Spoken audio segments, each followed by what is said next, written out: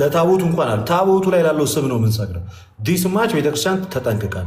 ማክበር ግን ቬኔሬሽን አሁንና ቬኔሬሽን አክብሮት እንሰጣለን። አምልኮት ለእግዚአብሔር ብቻ፣ ስግደትም ጻድቃን ሰማዕታት ለሆኑት ልክ መጽሐፍ ቅዱስ ላይ ለምሳሌ አብርሃም ለጌጢ ሰዎች ሰገደ እንደሚል መጽሐፈ ሩት ምዕራፍ 2 ቁጥር 10 ላይ በግንባሯ ተደፍታ ለቦዔዝ ሰገደች እንዲል ኦሪት ዘፍጥረት ምዕራፍ 19 ከቁጥር 2 መላእክት በመሸ ጊዜ ወደ ሰዶም ሲገቡ ሎጥ ከበር ውጭ ወጥቶ እንደሰገደላቸው ሐዋርያት ሥራ ምዕራፍ 16 ቁጥር 19 ቁጥር 29 ሐዋርያት ሥራ ምዕራፍ 16 ቁጥር 29 ላይ በጳውሎስና በሲላስ እግር ፊት መጥቶ እንደተደፋ እንመለከታለን። እኚህ ነገሮች መጽሐፍ ቅዱስ ያሉ ሰው እንደዚህ አይነት ነገር እናደርግ። ከዛ ውጪ ስዕል አቁመን ለስዕል ለስዕሉ ባለቤት ባጭሩ ሳለ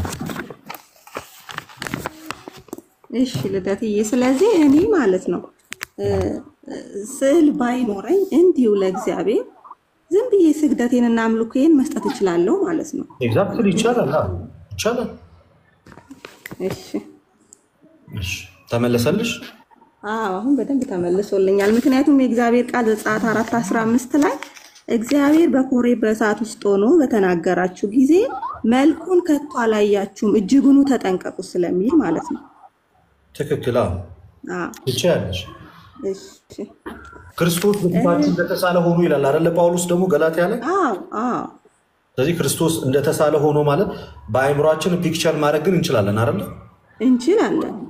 ያን ፒክቸር ያደረግነውን ነገር ደግሞ በስዕል መልክ ማስቀመጥ እንችላለን። ያየነው የተገለጠ ነገር ስለሆነ ክርስቶስማ ኦሬዲ ስለታየ ስጋ ለብሶ ታይቷል። ኦሬዲ ስለታየ ሐዋርያቱ ያዩት ሰዎች ሁሉ በገለጹት መልኩ መሳል ይቻላል። ምክንያቱም የሰው አካል ይዟል። እግዚአብሔር አብና እግዚአብሔር መንፈስ ቅዱስ ማለት አልታዩም፣ ለማንም አልታዩም። ዶግማ አይደለም። አክቹሊ መንፈስ ቅዱስ ለምሳሌ በቤተክርስቲያናችን በርግብ አምሳል ይሳላል አለ መጽሐፍ ቅዱስ ላይም ስላለ በማቴዎስ ወንጌል ምዕራፍ 3 ላይ ያለው ሐሳብ ጌታ በሚጠመቅ ሰዓት ላይ መጨረሻው ክፍል ላይ በርግብ አምሳል እግዚአብሔር መንፈስ እንደወረደ ያንን አሁን ለምሳሌ በዛ መንገድ አለ። ቅዱሳት ስላት አሉ። ጌታ ሲጠመቅ በደመና ሆኖ አብ ሲናገር እና ደግሞ መንፈስ ቅዱስ በርግብ አምሳል ሲወርድ ያው በቤተክርስቲያናችን በስዕላት ደረጃ ለምን ሐሳቡ መጽሐፍ ቅዱስ ላይ ስለምናነሳው አንዳንድ ስዕላዊ የሆኑ የመጽሐፍ ቅዱስ ጥቅሶች አሉ። ጥቅሶቹ በራሳቸው ስዕላዊ የሆኑ ናቸው። እነዛን ወደ ስዕል መቀየር ያን ክፋት ያለው ነገር አይደለም። ባጭሩ አይ ክፋት የለውም። ሲጀምር እኮ በነገራችን ላይ ለመሳል ራሱ የግድ መታየት አለባቸው የሚል እንትን የለም።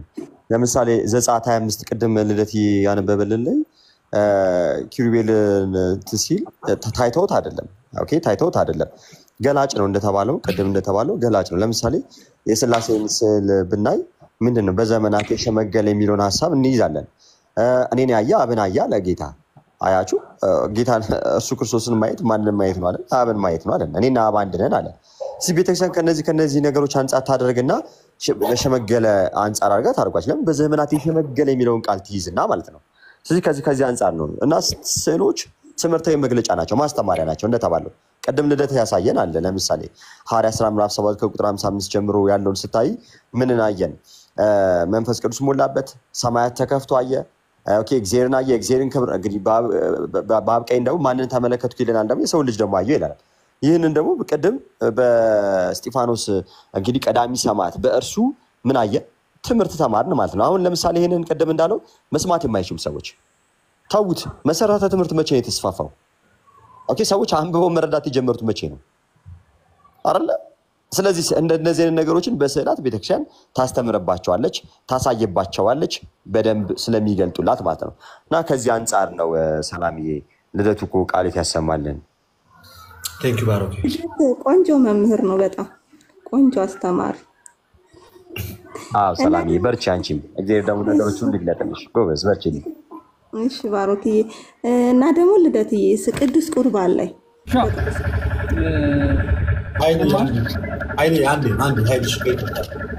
አንዴ ሞተር ውስጥ ነው ያለው ኃይልሽ ወይ ባጃጅ ውስጥ ነው።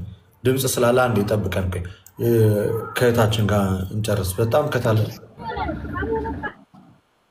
ድምፅ ይሰማል ባሮክ? ኧረ ኃይልሽ አንዴ ጠብቀኝ ኃይልዬ ነው ጌታ እባክህ አንዴ ቆይ። እሺ ሰላም አለሽ? አዎ አለው። ቅዱስ ቁርባን ላይ ምን ነበር ያልሽው? አዎ እና ቅዱስ ቁርባን ማለት ነው ለመታሰቢያ ነው የምታደርጉት ወይስ ኖርማል ስጋና ደሙ ነው ብላችሁ ተለውጧል ብላችሁ ነው የምትቀበሉት? እኔ ከምናገር የእግዚአብሔር ቃል ቢናገር አይሻልም? ሰላምዬ፣ ኧረ ደስ እያለኝ።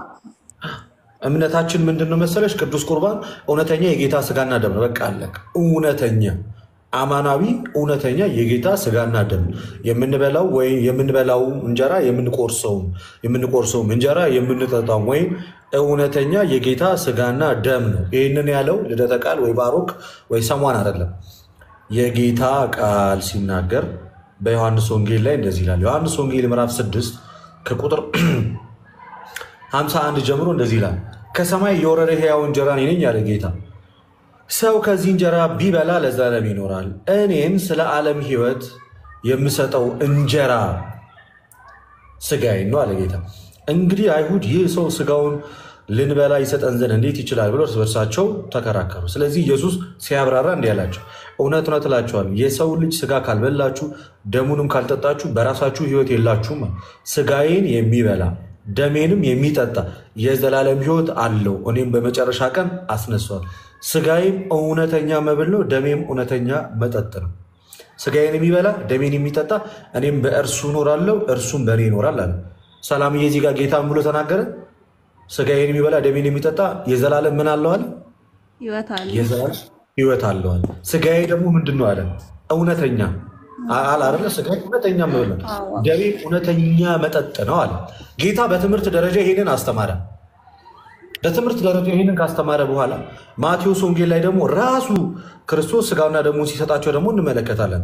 ማቴዎስ ወንጌል ምዕራፍ 26 ከቁጥር 26 ላይ እንደዚህ ይላል። እንዲህ ብሎ ተናገረ ጌታ ኢየሱስ ክርስቶስ። ኢየሱስም ማለት ሲበሉ እንጀራን አንስቶ ባረከ ይላል። ከሰማይ እየወረድኩ የሕይወት እንጀራ እኔ ነኝ ብሎ አልነበረ? ሰላም ከሰማይ የወረድኩ የሕይወት እንጀራ እኔ ነኝ ብሎ ነበር አይደለ? አዎ ብሏል። አዎ እንደዛ ብሎ ነበረ። ቆይ አንዴ ሀና ላስወርድሽ ከይቅርታ ጋር አንዲት እህታችንን ላስገባ ስለፈለኩ ሚስራ ነይ ግቢያ ደቅ በይና ተማሪ አንቺ ጥብስ ነይ ግቢና ቁጭ በይ እንዳትወጪ። መጀመሪያ ከሰማይ የወረደ የሕይወት እንጀራ እኔ ነኝ ብሎ ነበረ። እዚህ ጋር መጣና ደግሞ ሲበሉም እንጀራን አንስቶ ባረከ፣ ቆርሶም ለደቀ መዛሙርቱ ሰጠና እንካችሁ ብሉ፣ ይህ ስጋዬ ነው አለ። ሰላምዬ እንጀራው ምን አለ? ይሄ ምን ነው አላቸው? ስጋዬ ነው። ስጋዬ ነው። ጌታ እንጀራውን ስጋዬ ነው ብሎ ከጠራው እኛ አይደለም ማለት እንችላለን? ስጋ አይደለም ማለት እንችላለን? አይ አንችልም። ልክ ክርስቶስ እንደተናገረ ጌታ ሆይ አዎ ስጋህ ነው ነው ምንል። ከዛ ጽዋንም አንስቶ ይላል አመስግኖ ሰጣቸው፣ እንዲህም አለ ሁላችሁ ከእርሱ ጠጡ፣ ስለ ብዙዎች አለ ለኃጢአት ይቅርታ። ለምን ይቅርታ?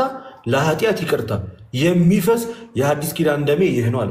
ጽዋውን ጌታችን ኢየሱስ ክርስቶስ ለኃጢአት ይቅርታ የሚፈስ የሐዲስ ኪዳን ደሜ ነው ብሎ ጠራው አይደለ? ሰላም አዎ። ስለዚህ እኛም ይህንን ያደረገው ግን ጌታ ዝም ብሎ እንጀራ አንስቶ ነው ወይንስ አመስግኖና ባርኮ ነው?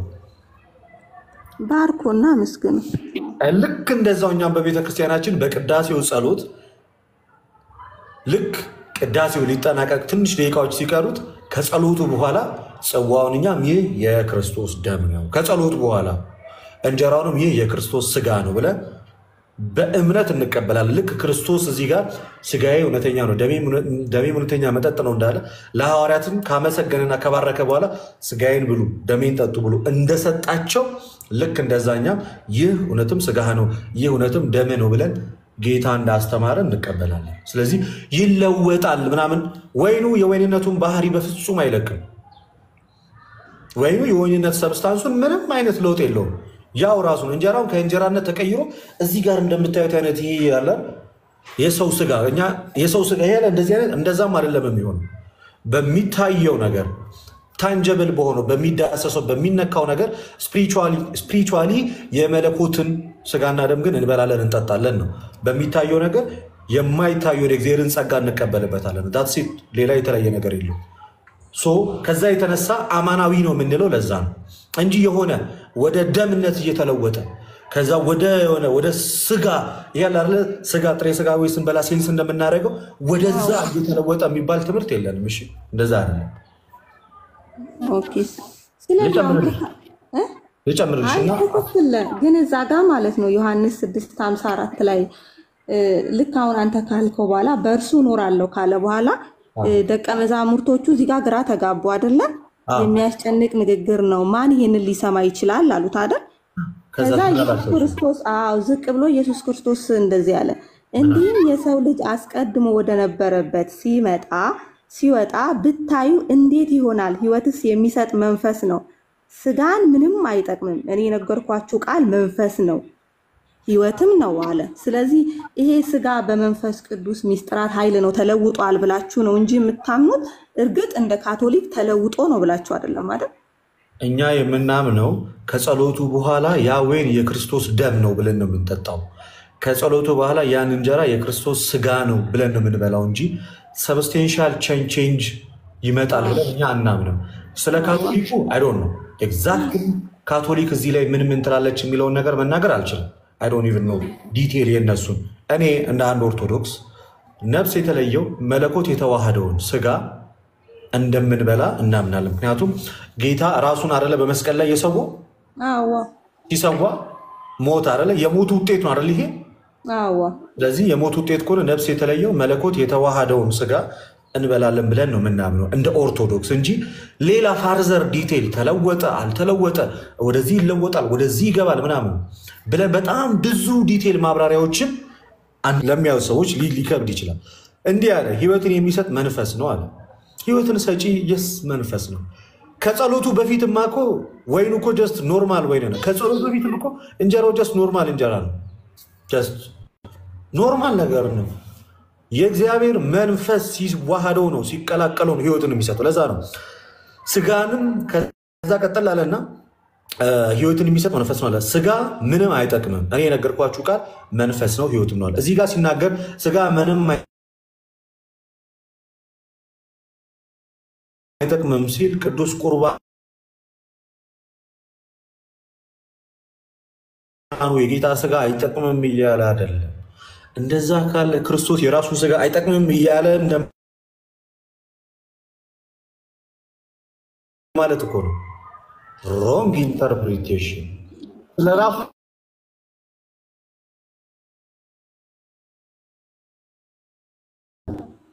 እዚህ ጋር እያወራ ያለው ክርስቶስ ስጋ ምንም አይጠቅምም ሲል ስለለበሰው ስለተዋሃዶ ምን መስል መተጣ ያለ ያስጣ ነበር ይመስላል። ስለዚህ ክርስቶስ ከፍ አደረገና መንፈሳዊ ነገር እያወራላቸው ነው እንጂ ስጋዊ ነገር እያወራ እንዳልሆነ ነገራቸው።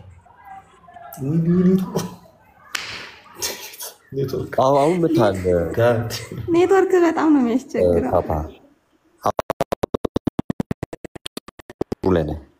አሁን ተመልሻለሁ። ክርስቶስ ስጋዊ ነገር መስሏቸው ነበር ሐዋርያቱ። ማለት በቃ ስጋውን እየቆረሱ የምትሰራው ኔትወርኩን የምታቆራርጥበት ኃይልሽ ፊውቸሪንግ ይወዳል። ልክ በባሩክ ያለው አይደል? ልቀጥል አላው ቀጥል። አይልዬ ግን ያሉን አልሰማሁትኝም፣ ምን እንደሆነ አልሰማሁትኝም። ቀጥል። ችግር የለም። እና ምን እያለ መሰለሽ ክርስቶስ ልክ ስጋ መብላት ደሜ መጠጣት ሲላቸው የመሰላቸው አይሁዳውያንም በሰዓቱ የነበሩትም ሁሉም የመሰላቸው ይሄ ስጋው እየተቆረሰ ልክ ጥሬ ስጋ እየቆረሽ እንደምትበይ እንደዛ ነበር የመሰላቸው። ኖ ካርናል በሆነ ማይንድ እንዳያሰቡት ያንን ነው።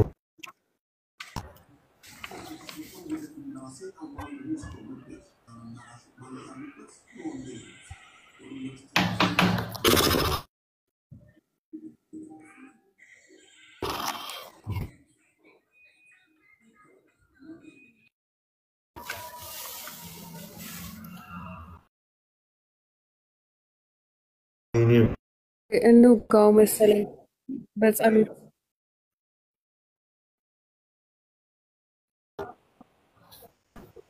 ሰላም አለሽ? አይ ተመልሶልሻል አይደል? ኦኬ ቢሰማ ከሆነ በቃ ቀጥል።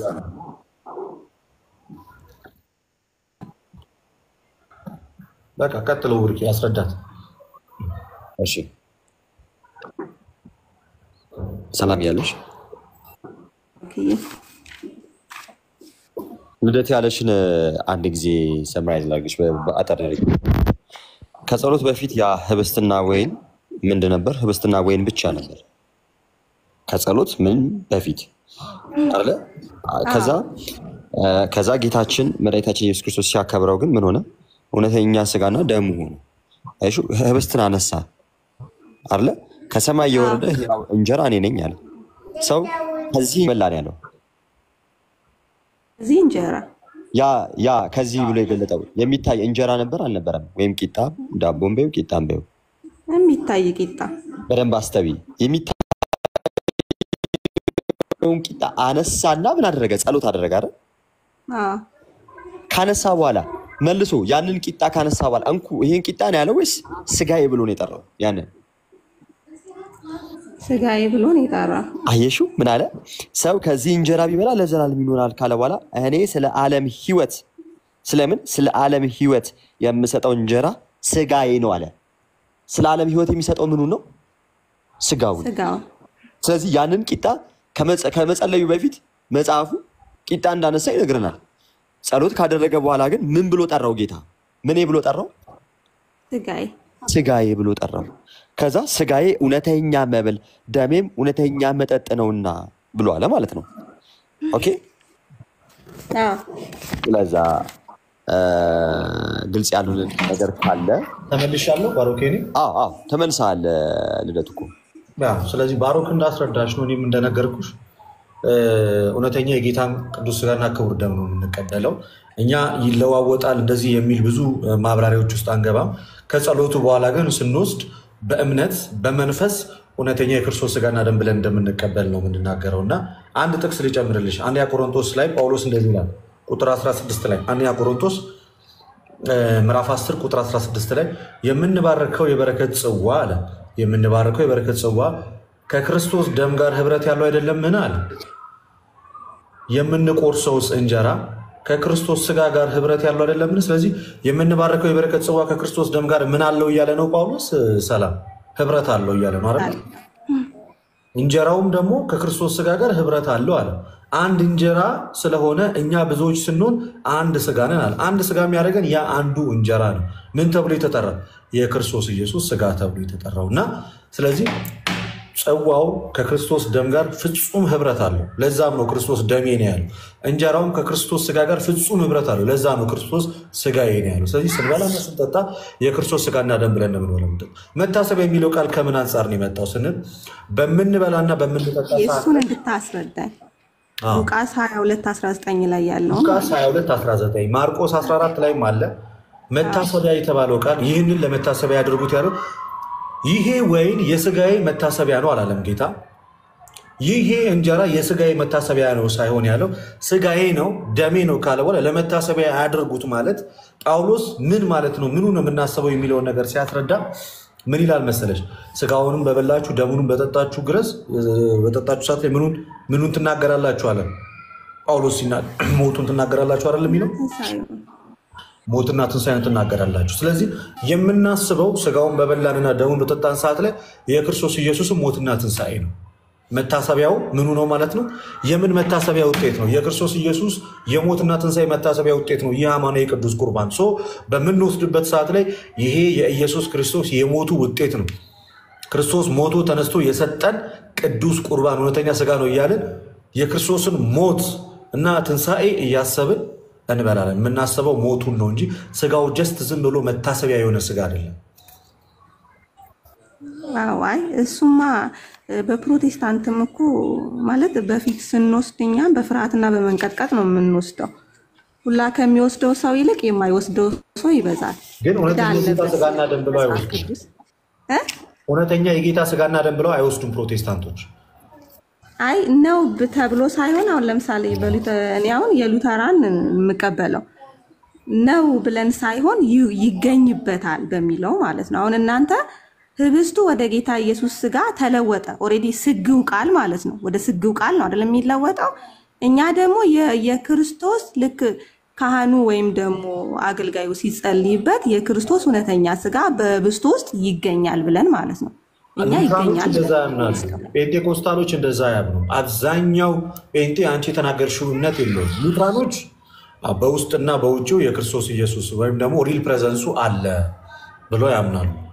እኛም የምናምነው ምንድን ነው? ያ ህብስት ከጸሎት በኋላ ተለውጦ አይነት ቃላቶች ያን ያህል አንጠቀምም። እኛ እንደ ኦርቶዶክስ እኛ የምናምነው ከጸሎት በኋላ በቃ ያ የጌታ ስጋ ነው፣ ከጸሎት በኋላ ያ የጌታ ደም ነው ብለን ነው የምናምነው እንጂ መለዋወጥ የሚሉትን ብዙ ፍልስፍናዎች ውስጥ እኛ ማብራሪያዎች ውስጥ አንገባም። እንዳጠቃላይ በቃ ስንበላውና ስንጠጣው የጌታ ስጋና ደም በዚህ ሰዓት ተለወጠ፣ ከዚህ ሰዓት እንዲህ ነበር፣ ከዚህ ሰዓት በኋላ እንዲህ ሆነ የሚሉ አይነት ማብራሪያ ውስጥ አይደለም የምንገባው።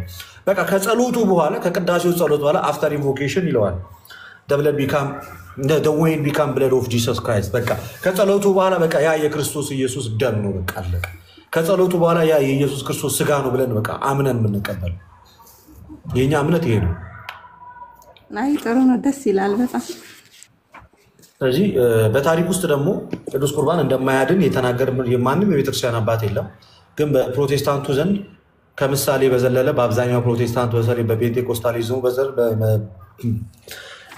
ዎች አካባቢ እውነተኛ የጌታ ስጋና ደም ነው ብሎ ወይም ደግሞ ለኃጢአት ስርየት ነው ወይም ደግሞ የዘላለም ሕይወት ይሰጣል ብሎ አይታመንም። ከዚህም የተነሳ ከመጽሐፍ ቅዱስ ጋር የተጋጨ ትምህርት ነው እንላለን። ክደት እንትን እኮ ነው ሰላም። በዚህ በዮሐንስ ወንጌል ምዕራፍ 2 ላይ የምታስታውሽ ከሆነ ጌታ ውሃውን ወደ ምን ቀየረው? ወደ ወይን ጠጅ። አስቀድሞ ምን ነበረ? ያ ውሃ ነው። ግን እኮ ባሮክዬ በእንደዛ ሄድን ማለት ነው ወደ ካቶሊክ ነው። ምሳሌ ሳይሆን ያ ሰብስቴንሻል ቼንጅ አለ። እሱ ወደ ካቶሊክ ነው የሚመጣው። ምንሽ የፈለግኩት ምን መሰለሽ? ውሃውን ወደ ምን ቀየረ ጌታ አልኩሽኝ? ወደ ወይን ጠጅ። ውሃውን ወደ ወይን ጠጅ የቀየረው ጌታ አሁን እኛ ፊዚካል ቼንጅ አለ እኮ አንልም። በነገራችን ላይ ባይዜ በቤተክርስቲያን ውስጥም ፊዚካል ቼንጅ አለ አንልም። ሚስቲካል ቼንጅ ይሄ በራሱ ያ የሚታይ ቂጣ የሆነና ግን በሚታየው ቂጣ ውስጥ ግን ያ ከጸሎት በኋላ ራሱ ምን ይሆናል? ስጋ ይሆናል ነው የምንለው። አሁን ይህንን ያልኩሽ ያንን የለወጠው ጌታ ውሃውን ወደ እንትን የለወጠው ጌታ። ስለዚህ ያንን ወይኑንና የእናንተ እኮ ባሮክዬ በቃ የእናንተ ትክክል ነው። ምክንያቱም በመንፈስ ቅዱስ አሰራር በሚስጥራት መንገድ በቃ ተለወጠ ብላችሁ ነው እንደዛ ነው የምንለው። ምንም አይነት ፊሎሶፊ ምናምን አይገባበትም። እኛ እንዳፈረን ካቶሊክ ማለት ነው። እኛ ማብራሪያ ውስጥ አንገባም። በኢትዮጵያ ውስጥ የእናንተ እኮ በጣም መልካም ነው። ለዛ ነው ልክ አሁን ካቶሊኮቹ እዛ ጋር ልክ ክርስቶስ ውሃውን የወይን ጠጅ አድርጎ በለወጠበት መንገድ ነው የሚቀበሉት። እሱ ፍጹም ስህተት ነው። የካቶሊኮቹን ሚዶን ነው። እኔ ያን ያህል ቴዎሎጂያቸውንም በእርግጠኝነት አላውቀውም፣ ግን እንደዛ ከሆነ ልክ አይደለም። እኛ ምናምነው በቃ ኦርቶዶክሳዊ ማይንድ ሴቱ ምንድነው? ሚስቲካል ቼንጅ ነው። የሚታይ ሳይሆን እጅግ የሆነ ሚስቲካል ቼንጅ ምንም አይነት ይሄ ኔቸሩ ኔቸሩ ሉዝ አያደርግም። ገብቶሻል? ግልጽ ሆኖልሻል? ግልጽ ከሆነልሽ በደንብ ነው ግልጽ ይሆናልኝ። በቃ ግልጽ ከሆነልሽ በቃ ምንም ብዙ ጊዜ ማባከን ወደ ሌላኛው ጥያቄ ነው መሄድ ያለብን። መርሎተ ጽድቅን ምናልባት እዚህ ከሆነች በደንብ እንትን ይልልሻል። እዚህ መጽሐፍ ላይ ከምን አንጻር ወይን ጠጅ እንዳልኩሽ አብራራልሻለሁ። ግን ይህ መጽሐፍ ማግኘት ታሪፍ ነው። በቃ ከገባት ብዙም ባናወንትን ባንልባት በዚህ ደረጃ አሁን ሰላም በደንብ ገብቶሻል?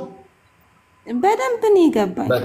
ከገባት በቃ ሲነፍ እንደመጀመሪያ እውነቱን ለመናገር መድሎተ ጽድቅን ባሮክ ሊሰጠኝ ነው መሰለኝ። በልበል ይህንን ያለችበት ማርያም ሰጣታለሁ እንዴ ጌታ አራው እኔ በቃ ሰዎች መሰረታዊ እንደዚህ ቅዱስ ቁርባን ላይ በደንብ ገብቶኛል ካሉ በቃ ይህ ትልቅ ረፍት ነው። ነገረ ክርስቶስ ነገረ ስላሴ ገብቶኛል፣ በቃ የክርስቶስ ትምህርት ገብቶኛል፣ የሚስጥራት ትምህርት ተረድቻለሁ ሲል የሆነ ሰው ይህ በጣም ትልቅ ነገር ቀላል ነገር አይደለም እና ደስ ይላል። ሌላ ጥያቄ ምንድን ነው ሰላም? መጽሐፍ ቅዱስ ማለት ነው እኛውን ሶላ ስክሪፕቸራ ስንል መጽሐፍ ቅዱስ ብቻ የተጻፈው ብቻ ነው እያለን አይደለም። ግን እያላችሁ ነው። አይ ልደትዬ፣ እኔ እስከማውቀው እየተማርኩት እስካለውም ድረስ እንደዛ ብለን አይደለም የምናስበው። እሺ ማለት ቤተ ክርስቲያንና ትውፊት አሉ፣ ግን ባለስልጣናቸው መጽሐፍ ቅዱስ ነው ብለን ነው የምናስበው። ስለዚህ በመጽሐፍ ቅዱስ ተመዝኖ የምንወስደው አለ፣ የምንተወው አለ ማለት ነው። ስለዚህ ያንተን ሀሳብ ደግሞ ብትነግረኝ። አክቹሊ መጽሐፍ ቅዱስ ብቻ ማለት በፕሮቴስታንቱ ዘንድ እዚህ ቃሉ ላይ ያለው የተጻፈው ብቻ ስልጣን አለው ነው አይደል? መጽሐፍ ቅዱስ ሲል ገና መነሻው ራሱ ሰላም ስለተጻፈ ነገር ነው እያወራ ያለው አይደል? ስለ ሪትን ስለ ሪትን ከሆነ 66ቱ ብቻ እያላችሁ ነው ባጭሩ፣ ሌላ ነገር እየጨመራችሁ አይደል? መጽሐፍ ቅዱስ ብቻ የሚለው ትምህርት የተጻፈው ማለት የተጻፈውን ብቻ እያልን አይደለም የምትሉ ከሆነ ገና ከመነሻው ፋላሺየስ ይሆናል። እንዴት አትይኝም? መጽሐፍ ቅዱስ ብለሽ ከጀመርሽ ስለተጻፈው ቅዱስ የእግዚአብሔር ቃል እያወራች ነው አይደለ?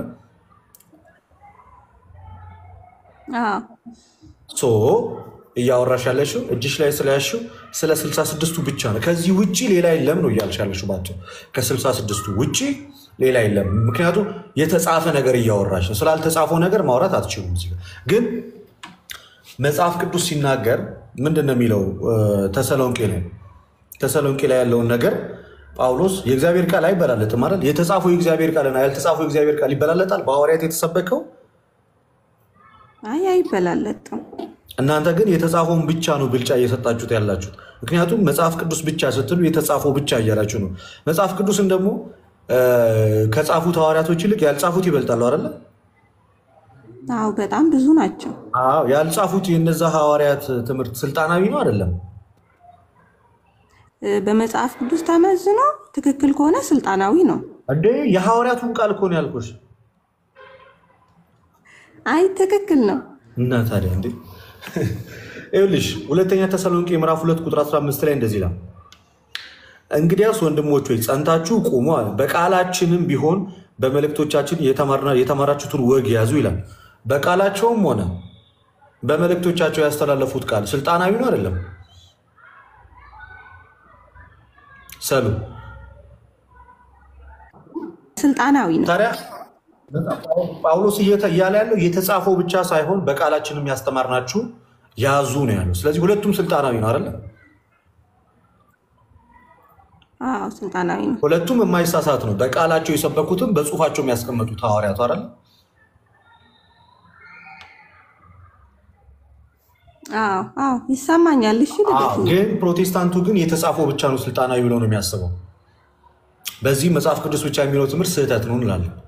የተጻፈው ብቻ ነው ስልጣናዊ። ጳውሎስ ግን በቃላችንም ይሁን በመልእክቶቻችን የሰጠናችሁን ወግ ያዙ ብሎ ነው የተናገረው። ሌላኛው አንድ ነገር ልንገርሽ፣ መጽሐፍ ቅዱስን ነው መመዘኛ የምናደርገው አለሽ። ሁለት ፕሮቴስታንቶችን ላምጣልሽ፣ ሉትራን እና ፔንቴኮስቴ። ሉትራን እና ፔንቴኮስቴ። ሉትራኑ ቅዱስ ቁርባን እውነተኛ የጌታ ስጋና ደም ነው ይላል። ፔንቴኮስቴው እውነተኛ የጌታ ስጋና ደም አይደለም ይላል። ሁለቱም ተመሳሳይ መጽሐፍ ቅዱስ ነው የያዙት 66 መጽሐፍ ቅዱስ ስልጣናዊ ነው። ይዳኛል ብለሻል፣ ይመዝናል ብለሽኛል አለ ሰላም። ይመዝናል። የሚመዝን ከሆነ በመጽሐፍ ቅዱስ ሚዛን መሰረት የጌታ ስጋና ደም እውነተኛ ነው ያለው ነው ልክ ወይንስ ደግሞ ምሳሌ ነው ያለው ነው ልክ?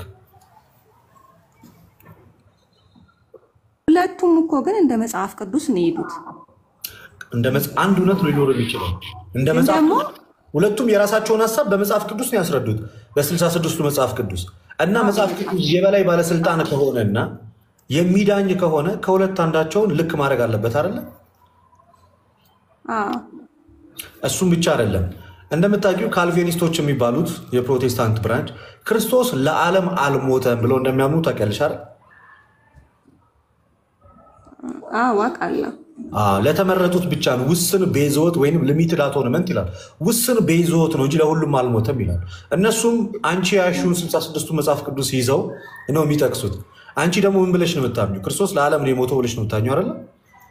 አዎ ለዓለም ነው የሞተው። አሁን ከሁለታችሁ ማን ነው ትክክል? ሁለታችሁም ስልጣናዊ ነው ያላችሁትን 66ቱ መጽሐፍ ቅዱስ ይዛችኋል። ከሁለታችሁ ማን ነው ልክ? ሞተው የሚለው ነው ትክክል። በምን መመዘኛ?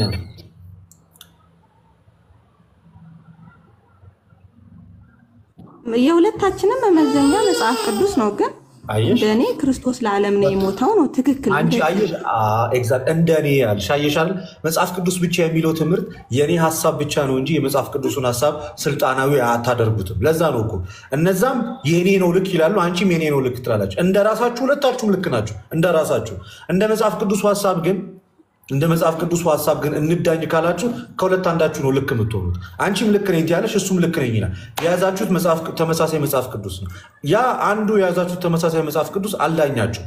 ግን ደግሞ መጽሐፍ ቅዱስ ብቻ በሚለው ትምህርታችሁ ደግሞ መጽሐፍ ቅዱስ የበላይ ባለስልጣን ነው ትላላችሁ። የበላይ ባለስልጣን ከሆነ የግድ አንደኛውን ስህተት አድርጎ አስቆሞ አንደኛውን ልክ ነው ማስባል አለበት እንጂ ሁለታችሁም በአንድ ጥላ ውስጥ ሆናችሁ የተሳሳተ ሐሳብ ይዛችሁ በአንድ መጽሐፍ ቅዱስ መሄድ አትችሉም። ለዚህ ነው ፕሮቴስታንቲዝም ከጅምሩ ክፍልፍል ይበዛዋል። እና ደግሞ መጽሐፍ ቅዱስ ብቻ ብለው ይነሱና አንድ አይነት አስተምሮ አይደለም ያላቸው፣ የተነጣጠለ አስተምሮ ነው። ለዚህም ትምህርት መነሻ ደግሞ መጽሐፍ ቅዱስ ብቻ የሚለው ትምህርት ነው። እኛ ግን ለምሳሌ ማለት ነው እኛ ጋር ብታመጪው ይህን ጉዳይ ሁለት ሰዎች መጽሐፍ ቅዱስ ላይ የተለያየ ሐሳብ ይዘው ቢመጡ ማን ይዳኛቸዋል ይመስልሻል? ሁለቱም እኩል ሆነው ይሄዳሉ? አይሄዱም።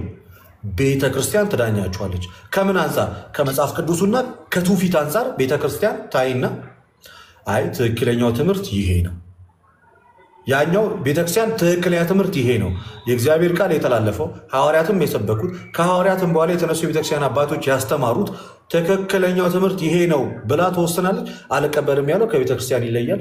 ከስተቱ ከተመለሰ ይቀጥላል እንጂ ይሄኛው ለዓለም ብቻ ነው የሞተው እያለ ለዓለም ሁሉ ነው የሞተው እያለ ይሄኛው ደግሞ ለተመረጡት ብቻ ነው የሞተው እያለ ተግበስብሶ አንድ ላይ መቀጠል አይቻልም። ቤተክርስቲያን ትዳኛለች። ለምን? የመጽሐፍ ቅዱስ ባለቤት ቤተክርስቲያን ስለሆነች፣ መጽሐፉን የሰጠችን ቤተክርስቲያን ስለሆነች፣ ቃሉ መጀመሪያ ትምህርቱ ያለው እሷ ጋር ስለሆነ ስልጣናዊ ናት። ስለዚህ ምን ታደርጋለች? መጽሐፍ ቅዱስ ላይ የተለያየ ሀሳብ ይዘው የመጡትን ሰዎች ዳኝታ ትለያቸዋለች ማለት ነው። ልክ በታሪክ ውስጥ ለምሳሌ አሪዮስ ሲነሳ ጥቅስ ጠቅሷል እኮ መጽሐፍ ቅዱስ ላይ ጥቅስ ጠቅሷል። በደምብ እና ታዲያ ማን ነው ግን ልክ እንዳልሆነ ዲሳይድ ያደረገው? ቤተክርስቲያን አይደለች? ቤተክርስቲያን በቃ ይሽ ዳትስ ዋይ አንዲቷ ዩኒቨርሳሏ ቸርች ናት አልቲሜት አውቶሪቲ ያላት ዲሳይድ ለማድረግ። እንደዛማ ካልሆነ ሁሉም በየራሱ ሀሳብ ነው የሚሄደው። ምክንያቱም በየግሉ ያገኛል መጽሐፍ ቅዱስን ያነባል፣ እንደራሱ ይሄዳል፣ ያነባል፣ እንደራሱ ይሄዳል። በአንድ ማዕቀፍ ውስጥ በአንዲት ቤተክርስቲያን ውስጥ ግን ያለ ሰው አንብቦ ሀሳቡ ከቀደሙት ሐዋርያት ትምህርት ጋር ከተለየ ቤተክርስቲያን ትመዝነውና ወይ ይስተካከላል ወይ ይወጣል። አሪዮስ ቤተክርስቲያን ትምህርት ተመዝኖ ወጥቷል። ጥቅስ ያመጣው ከመጽሐፍ ቅዱስ ነበር። ንስጥሮስ ጥቅስ ያመጣው ከመጽሐፍ ቅዱስ ነበረ።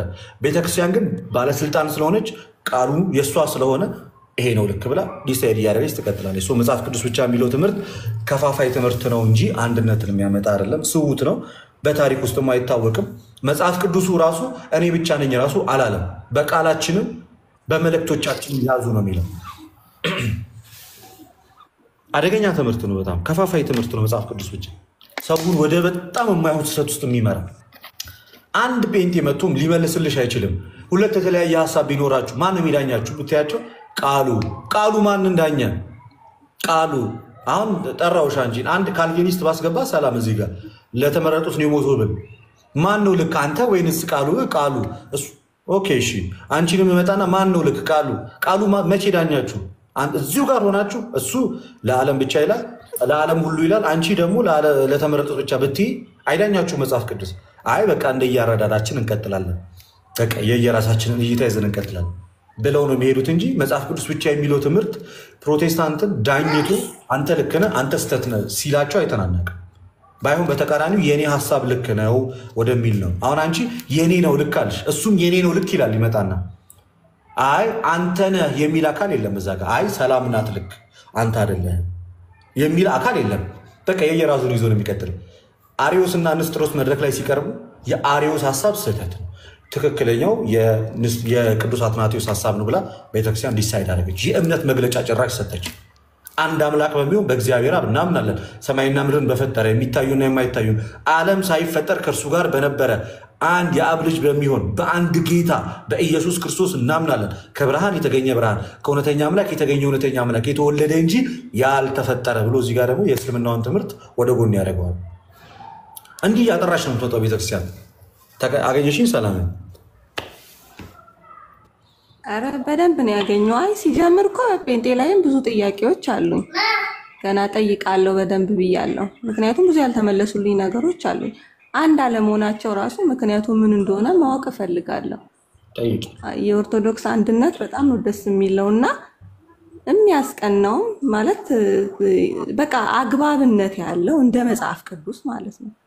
ትክክል ነው ብዬ ነው የማምነው። ምክንያቱም አንድ መጽሐፍ ቅዱስ ካለ ሁሉም በአንድ መጽሐፍ ቅዱስ ውስጥ መመራት አለባቸው ብዬ ነው የማስበው። ወደ አንተ ስመጣ ግን ማለት ነው ልደትዬ፣ ስለዚህ አሁን ቤተክርስቲያንና ትውፊት ማለት ነው በመጽሐፍ ቅዱስ ነው የሚመዘኑት ወይስ ሁለቱም እኩል ናቸው? መጽሐፍ ቅዱስም ቤተክርስቲያንና ትውፊትም? እንዳልኩሽ ትውፊት ማለት በሁለት መንገድ እንከፍለዋለን። ቅዱስ ትውፊት ብለን ማለት ነው። ዝም ብሎ ንግግራዊ የሆነ ትውፊት አለ፣ ቅዱስ የተባለ ትውፊት ደግሞ አለ። ስለዚህ ይሄ ትውፊት ስልጣናዊ ነው። ምክንያቱም ከሐዋርያት ጀምሮ የተቀበልነው ትምህርት ስለሆነ፣ መጽሐፍ ቅዱስም ስልጣናዊ ነው። አልቲሜት ፓወር ያለው ግን አልቲሜት ፓወር ያላት ግን ከትውፊቱም ከመጽሐፍ ቅዱሱም የመጨረሻ አልቲሜት ፓወር ያላት ግን ቤተክርስቲያን ናት። ለምንድን ነው እንደዛ ይኖራል? ትውፊቱንም የሰጠችን ቤተክርስቲያን ናት። ከእሷ የተቀዳው መጽሐፍ ቅዱሱም የመጣው ከቤተክርስቲያን ስለሆነ መጽሐፍ ቅዱስ ላይ ሰዎች የተዛባ ኢቨን መጽሐፉ ላይ ጽሁፉ ላይ ለምሳሌ ሲጻፍ ምናምን ወርዲንግ ስተት ኤረር ምናምን ተፈጥሮ በህትመት ዙሪያ የተሳሳተ ሀሳብ አስገብተው ሰዎች ይዘው ቢመጡ ማን ነው ዲሳይድ የሚያደርግ? ቤተክርስቲያን። ለምን? አስቀድሞ ትምህርቱ እሷ ጋር ስላለ ታየውና ስትመዝነው ይሄንን በትውፊቱ ራሱ አይታ አይ እዚህ መጽሐፍ ላይ ቀድሞ የተሰበከው ስብከት ይሄ አይደለም፣ ስለዚህ ትክክለኛው ቃል ይሄ ነው ብላ የመናገር መብት አላት። ለምን? ትክክለኛውን አይሳሳቴውን ትምህርት ይዛ በመጽሐፍ ቅዱስ በኩል ለሰው የሰጠችው እሷ ስለሆነች። ከህትመት አንጻር ከብዙ ነገር አንጻር ሰው እጅ ላይ ሲገባ ከአንዱ ወደ አንዱ ትራንስሌት ሲደረግ የቃላት ልዩነቶች፣ ግድፈቶች ቢኖሩ መልሳ የምታርመው ማናት? ቤተ ክርስቲያን ናት። ለምን? ቃሉ የሷ ስለሆነ። ስታርም በምን መንገድ ታርመዋለች? በቅዱስ ትውፊት በኩል። ያ ቅዱስ ትውፊት ምንድን ነው? ከሐዋርያት የተቀበለችው ትምህርት ስለሆነ ቤተክርስቲያን ስትመሰረት ጀምሮ መንፈስ ቅዱስ አብሯታል። መንፈስ ቅዱስ ወደ እውነት ሁሉ የሚመራ መንፈስ ነው። ያ መንፈስ ቅዱስ ቤተክርስቲያንን አልቲሜት ዲሲሽን እንድትሰጥ ያደርጋታል። ምክንያቱም እውነቶች ሁሉ የሚመጡት ከእውነተኛው መንፈስ ቅዱስ ስለሆነ፣ የእግዚአብሔር ቃልም የተወለደው ከዛ ስለሆነ እዛ የእግዚአብሔር ቃል ላይ ሰዎች ጨምረው ብታይ በመንፈስ ቅዱስ በኩል ባለስልጣን ስለሆነች ቤተክርስቲያን ልክ አንደኛ ጢሞቴዎስ ምዕራፍ 3 ቁጥር 15 ላይ ቤቱም የእውነት አምድ የሕያው እግዚአብሔር ቤተክርስቲያን ስለሆነች የእውነት አምድ ስለሆነች እሷ እየዳኘች እየመዘነች ነገሮችን ለልጆቿ ትሰጣለች። ለዛ ነው ቤተክርስቲያን ከሁሉም የበላይ ናት። መንፈስ ቅዱስንም የተቀበለችው እሷ ናት። መንፈስ ቅዱስ ከተቀበለችው ቤተክርስቲያን ነው የእግዚአብሔር ቃል በተለያየ አይነት ቦታ ለሰው ልጆች የደረሰው። ሐዋርያትም እንኳን መልእክትን ሲጽፉ የጻፉት አስቀድሞ ለቤተ ክርስቲያን ነው። የቆሮንቶስ መልእክት ለቆሮንቶስ ቤተክርስቲያን፣ የገላትያ መልእክት ለገላትያ ቤተክርስቲያን፣ የኤፌሶን መልእክት ለኤፌሶን ቤተክርስቲያን፣ የሮሜ መልእክት ሮም ላለችው ክርስቲያኖች የተጻፈ መልእክት ነው። ሲጻፍ ራሱ የተጻፈው ለማን ነው? አስቀድሞ ለቤተ ክርስቲያን ነው። የቃሉ ባለቤት ቤተክርስቲያን ናት። ለምን? ስልጣናዊ አድርጎ በደሙ የመሰረታት እሷ ስለሆነች። ቅዱስ ትውፊትንም መጽሐፍ ቅዱስንም ይዛ በእኩል እጅ አስቀምጣ የምታራምደው ማናት ማለት ነው? ቤተክርስቲያን ናት። ስለዚህ መጽሐፍ ቅዱስና ቅዱስ ትውፊት በመጽሐፍ ቅዱስ ነው በቤተ ክርስቲያን ነው የሚመዘኑት ማለት ነው። ኦፍኮርስ የመጨረሻ አልቲሜት ፓወር ያላት ቤተክርስቲያን ነው። ኦኬ፣ እዚህ ጋር በጣም ትልቅ ልዩነት አለ። ዝም ብለሽ ሴንስ አድርጊው እስኪ። ሰላም መጽሐፍ ቅዱስን ማን የሰጠን? መጽሐፍ ቅዱስን ቤተ ክርስቲያን። ስለዚህ የቃሉ ባለቤት ማናት ማለት ነው? ቤተ ክርስቲያን ናት። ቤተ ክርስቲያን ልክ ባትሆን ኖሮ ይህንን ልክ የሆነ መጽሐፍ ቅዱስ ልሰጠን ትችላለች? አይ አትችልም። እሱማ ስለዚህ አስቀድማ ስልጣናዊ ወይም በመንፈስ ቅዱስ የተመሰረተችው በጌታ ደም የታነጸችው ቤተክርስቲያን ቃሉ ትክክለኛውን ቃል ያስተላለፈችው እሷ ምን ስለሆነች ነው? እውነተኛና የሕያው እግዚአብሔር ቤተክርስቲያን ስለሆነች ነው አይደል? በጣም ጥሩ እንበልና በሰዓቱ መናፍቃን እኮ ነበሩ። ለምሳሌ ላስረዳሽ። ግኖስቲክ የሚባሉ መናፍቃን ነበሩ። የጳውሎስ መልእክት፣ የማርያም ወንጌል፣ የጴጥሮስ ወንጌል እያሉ ይጽፉ ነበረ። በሰዓቱ ይጽፉ ነበር በነ ጳውሎስ ስታይል እያደረጉ በነ ጴጥሮስ መንገድ እያደረጉ። ያንን አሁን መለየት የሚችለው ማን ነው? ልክ የሆነውን ካልሆነው ቤተ ክርስቲያን ናት። ለምን ቀድማ የጴጥሮስን ስብከት ስለምታውቅ አይደለም? ስለዚህ ይህን ያህል ስልጣናዊ ናት ነው የምልሽ ቤተክርስቲያን ነገሮችን ለማስተካከል። ኢቭን የማርያም ወንጌል ተብሎ መጥቶ ይሄ ልክ አይደለም ሲሎ ነው። የበርናባስ ወንጌል ተብሎ ነበር፣ ስህተት ነው።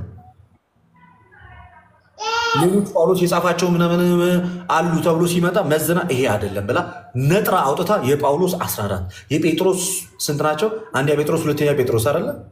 እነዛን እየለየች ከዛ ዮሐንስ አንደኛ ዮሐንስ መልእክት ሁለተኛ ዮሐንስ መልእክት ሶስተኛ ዮሐንስ መልእክት ወንጌል 4 እያለች ለይታ እየሰጠችን ከሌሎቹ ቤተክርስቲያናት ለምን ቃሉን ባለቤት ሆነች ስለምታውቅ።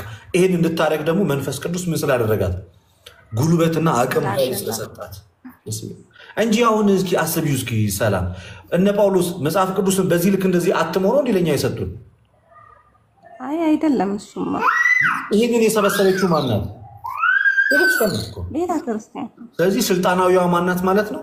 ልክ እኮ የሆነውን ካልሆነ ለይታ የጠራውን የእግዚአብሔር ቃል አይሳሳቴው መጽሐፍ የቱ ነው ብላ ልትሰጥ የምትችለው የማትሳሳቷ የጌታ ቤተክርስቲያን ነች። ሰላም እሺ። ስለዚህ ልደት ያቺ ቤተክርስቲያን ኦሪየንታል ናት ወይስ የግሪኳ ናት? ዓለም አቀፋዊቷ ቤተክርስቲያን እኛ ያለንባት ቤተክርስቲያን የኦሪየንታሏ ኦሪየንታል። ኦፍኮርስ አይሱማ በስምምነት ላይም ስለሆናችሁ በጉባኤ አንድ ቀን አድርጎላችሁ አይቀርም። እነሱ የግብፅ ኦርቶዶክስ ቤተክርስቲያን እና ሌሎቹ አሁን ላይ በጣም ኃይለኛ ኮንቨርሴሽን ላይ ነው ያሉት። ወደኛ እየመጡ ነው ያሉት። እኔ መሀል ላይ ፕሮቴስታንቱ እና ካቶሊኩ መሀል ላይ ወደ መቅረት ደረጃ እየሄደ ይመስለኛል። በጊዜ ብንቀላቀል የተሻለ ይመስለኛል። በጊዜ ብንቀላቀል አንድ ብትሆኑማ ጥሩ ነው። ኦልሞስት ወደዛው ነው እየሄደ ያለው ነገሩ። እሺ ልደትዬ ለዛሬ ይብቃን። ጥምቀት ላይና ድህነት አይወሰድም ወይስ ይወሰዳል የሚለው ላይ ሌላ ጊዜ። በዚህም እኮ ፕሮቴስታንቶች ይለያያሉ ታውቂያለሽ። ድህነት አይወሰድም የሚሉ አሉ፣ ድህነት ይወሰዳል የሚሉ አሉ። ታውቂያለሽ? አዎ እኔ አሁን ድህነት ይወሰዳል ከሚለው ውስጥ ነኝ። ለምሳሌ ካልቪኒስቶች፣ ሪፎርመር ቴዎሎጂያን እዚህ ሚዲያ ላይ እና አማን ሻሎም ምናምን ታውቂያቸዋለሽ? እነሱ አሁን ድህነት አይወሰድም ብለው ነው የሚያምኑት፣ ግን ጴንጤ ናቸው ማለት ያው ወንጌላዊ አማኝ ምናምን በሚለው ጥላ ውስጥ አሉ። ጴንጤ ምናልባት ላይሆን ይችላል። ጴንጤ ብሎ ራሱን ላይጠራ ይችላል። ጴንጤ ነገር ስለማይቀበለው ማለት ነው። ግን ራሳቸውን ግን ገልጠው አያሳዩሽም እነሱ በፍጹም በፍጹም። በምን እንደሚለያዩ እኔ ልንገርሽ። ይኸው እዚህ ጋር ጴንጤ አንድ አይደለም፣ በጣም ብዙ ነው። መሰረታዊ ልዩነቶችን ልንገርሽ። ክርስቶስ ለዓለም ነው የሞተው የሚል አለ። ክርስቶስ ለዓለም አልሞተም የሚላል። ድነት ይታጣል የሚሉ አሉ፣ ድነት አይታጣም የሚሉ አሉ። ልሳን አሁንም ድረስ አለ፣ መንፈስ ቅዱስ በዛ በኩል ይሰራል የሚሉ ጴንጤኮስቴዎች አሉ። ልሳን የሚባል ነገር የማይቀበሉ ደግሞ እነማን አሉ? ጭራሽ ከአጋንንት ነው የሚሉ እነማን አሉ? ካልቪኒስቶች አሉ። የጸጋ ስጦታ ብላችሁ እናንተ የትንቢት መናገር ምናምን ብላችሁ ታምናላችሁ ጴንጤኮስቴዎች። እሱን ልክ አይደለም ብለው የሚቀበሉ ደግሞ ሌላ ግሩፖች አሉ። ይሲ ጋይስ ጴንጤነት በራሱ ዥንጉርጉር ሆኖ የሚቀጥል እንጂ አንድ ሆኖ የሚሄዳ። ሉትራኖች ደግሞ አሉ በዚህ በኩል። በጥምቀት ጋር ደግሞ ስንሄድ ዋን ሴቭድ ኦልዌይስ ሴቭድ የሚሉ ደግሞ ካልቪኒስቶች አሉ። በጣም በቃ ውስብስብ ነው። በቃ አሮን ነው ብቻ እወቂው። ግን ጴንጤ አንድ አይደለም። እንዲሁ አንዳንዴ እንዲሁ ሲታዩ ምናምን ነገር አንድነት ያላቸው በትምህርት አንድ የሆኑ በመጽሐፍ ቅዱስ አረዳድ አንድ የሆኑ በአስተምሮ አንድ የሆኑ 166 መጽሐፍ ቅዱስ ስለያዙ ተሐድሶ ደግሞ ተብሎ ለብቻቸው አሉ። ፎር ዮር ኢንፎርሜሽን እናሰግድ ማለት ነው። ኢትዮጵያ ውስጥ ያሉት የኦርቶዶክስ ተሐድሶ ናቸው እኮ እነሱ። እናሰግድ ኦርቶዶክሳውያን አይደሉም እነሱ፣ ወቅተዋል። ኦርቶዶክስ አይደሉም፣ ኦርቶዶክስም አይደሉም፣ ጴንጤም አይደሉም። እነሱ አስተምሯቸው አሁን በእነንትና ልንገርሽ እናሰግድም ኦርቶዶክስ አይደሉም፣ ወጥተዋል ከኦርቶዶክስ። ግን ራሳቸውን ተሐድሶ ብለው ይዘዋል። ልሳን የሚባል ነገር አያቀልሽም፣ በጥፊ ነው ይመታ። አሰግድ ሄደ እዛ ልሳን አወራለሁ ብትል አይሰማም። ብታይ አሁን ያሉትን ጴንጤዎችንም አይመስልም። እና ደግሞ አሰም ፖይንት ላይ ደግሞ ድነት ይታጣል ከሚሉት ጋርም ደግሞ አይስማማም። ራሱን የቻለ ደግሞ ፎርም አለ ተሐድሶ ተብሎ ለብቻው ደግሞ አለ። እዛ ጋር ደግሞ ፔንቴኮስት ያለ በልሳን የሚያብድ በመንፈስ ቅዱስ መነጋት መፈራገጥ ምናምን የሚቀበል ደግሞ ግሩፕ አለ። አረ ይሄ ደግሞ ከአጋንንት ነው የሚል ደግሞ የነአሴ ግሩፕ አለ። እንደገና ደግሞ እዚህ ጋር ካልቪኒስቶች አሉ። ድነት አይታጣም፣ ኢየሱስ ደግሞ የሞተው ለጥቂቶች ብቻ ነው ብሎ የሚላል። እነዚህ ሁሉ ጋይ ስንት መጽሐፍ ቅዱስ ነው የያዙት? ወደ ቤተክርስቲያን ስትመጣስ we have one universal church፣ አንድ የጌታ ቤተክርስቲያን አለች። ወደኛ ስትመጡ አንዲት ያቺ የጌታ ቤተክርስቲያን ዓለም አቀፋዊቷ የጌታ ቤተክርስቲያን አንዲት ወጥ የሆነ ትምህርት አላት እና በዛ ትምህርት ውስጥ ክርስቲያኖች በዓለም ዙሪያ ተበትነን አለን። በቃ ዳት ሲታልቅ የተሳሳተ ትምህርት እንኳን ቢኖር በዛች በአንዲቷ የጌታ ቤተክርስቲያን እየተመዘኑ ያልፋል እንጂ ተግበስብሶ መቀጠል አይቻልም። እንደገና ደግሞ እኔ አንድ ጥያቄ ልጠይቅሽ ሰላምዬ፣ እንትን የሚባሉት ታውቂያቸዋለሽ? ሶ ኮልድ ራሳቸውን የሐዋርያት ቤተክርስቲያን ብለው የሚጠሩ ጂሰሶች ልሳን ይናገራሉ። ታውቂያለሽ? አረ በጣም አጋንንት ሁሉ አሽጨውን ይላሉ። አሁን ልጠይቅሽ፣ የእነሱ ቸርች እንደሆነ ሳታቂ በዛ በር ጋር እያለፍሽ የሚናገሩት ልሳን የመንፈስ ቅዱስ ይሁን የአጋንንት ይሁን በምንድን ነው የምትለዩ? አይለይም። እሱማ አይለይም አይደለ? የመንፈስ ቅዱስ ይሄን ያህል አቅም የለውም ፕሮቴስታንቲዝም ለመለየት። ኢቭን የነ ኦንሊ ጂሰሶችን ልሳን በራሱ ማለት ነው ከአጋንንት ይሁን ከመንፈስ ቅዱስ ይሁን ለመለየት አቅሙ ራሱ የለውም። በጣም ከመመሳሰሉ የተነሳ ሌላኛው ደግሞ በክርስቶስ መምጣት ልዩነት አላችሁ። ታውቂያለሽ? ይሄን በጌታ መምጣት አዋቃለሁ። ትንሽ ምንድነው ብሎ የሚያምኑት? ክርስቶስ ወደ ሶስቴ ወደ ምድር ይመጣል ብሎ የሚያምኑ ጴንጤዎች አሉ። አንደኛ እንነጠቃለን የሚሉ አሉ። ንጥቀት የሚባል ትምህርት አለ። በጣም የሚያስቅ ትምህርት ነው እሱ።